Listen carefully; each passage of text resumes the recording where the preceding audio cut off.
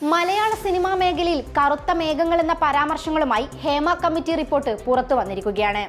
അടിമുടി സ്ത്രീവിരുദ്ധതയെന്ന് പറഞ്ഞു വെക്കുന്ന റിപ്പോർട്ടിൽ സിനിമാ രംഗം ഭരിക്കുന്നത് മാഫിയകളാണെന്നും തിരശ്ശീലയ്ക്ക് പിന്നിൽ സ്ത്രീകൾ അനുഭവിക്കുന്നത് ക്രൂരമായ പീഡനങ്ങളാണെന്നും വ്യക്തമാക്കുന്നു.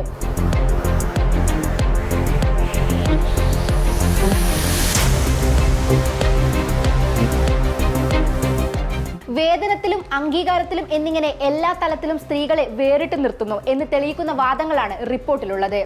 കാസ്റ്റിംഗ് കൗച്ച് അടക്കമുള്ള എല്ലാ പ്രശ്നങ്ങളും സിനിമാ രംഗത്ത് സജീവമാണ്. ചലച്ചിത്ര മേഖലയിൽ നിലനിൽക്കണമെങ്കിൽ വനിതകൾക്ക് വിട്ടുവീഴ്ച ചെയ്യേണ്ടി വരുന്നതായും വ്യാപകമായ ലൈംഗിക ചൂഷണം സിനിമാ രംഗത്ത് നിലനിൽക്കുന്നതായും പറയുന്നു. വഴിവിട്ട കാര്യങ്ങൾ ചെയ്യാൻ സംവിധായകരും നിർമ്മാതാക്കളും സമ്മർദ്ദം ചെലുത്താറുണ്ടെന്നും റിപ്പോർട്ടിൽ പരാമർശിക്കുന്നു. തൊഴിലിടങ്ങളിൽ സുരക്ഷിതത്വമില്ല, ശുചിമുറി അടക്കമുള്ള സൗകര്യങ്ങളോ താമസ സൗകര്യങ്ങളോ ഇല്ല, തുല്യ വേതനമില്ല എന്നിങ്ങനെ മറ്റ് നിരവധി പ്രശ്നങ്ങളും ഇതിൽ ഉൾപ്പെടുന്നു. പ്രതികരിക്കുന്നവർക്കെതിരെ പ്രതികാര നടപടികൾ എടുക്കുകയും ഒറ്റപ്പെടുത്തുകയും ചെയ്യുന്നതുൾപ്പെടെയുള്ള പ്രവൃത്തികളും മേഖലയിൽ ധാരാളമായി കണ്ടുവരുന്നു. സഹകരിക്കുന്നവർക്ക് കോപ്പറേറ്റിംഗ് ആർട്ടിസ്റ്റ് എന്ന പ്രത്യേക കോഡുണ്ട്. പരാതി പറയുന്നവരെ പ്രശ്നക്കാരായി കാണുന്നു.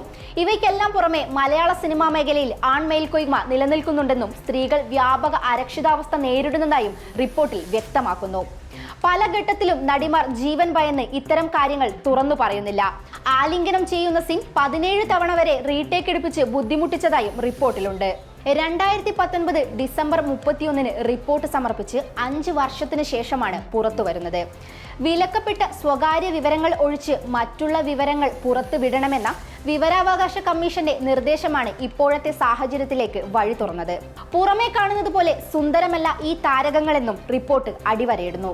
2017 നടിയെ ആക്രമിച്ച സംഭവത്തിന് ശേഷമാണ് സിനിമയ്ക്കുള്ളിലെ സ്ത്രീകൾ നേരിടുന്ന പ്രശ്നങ്ങൾ ആഴത്തിൽ പഠിക്കുന്നതിന് ഹേമ കമ്മീഷൻ നിയമിക്കുന്നത്.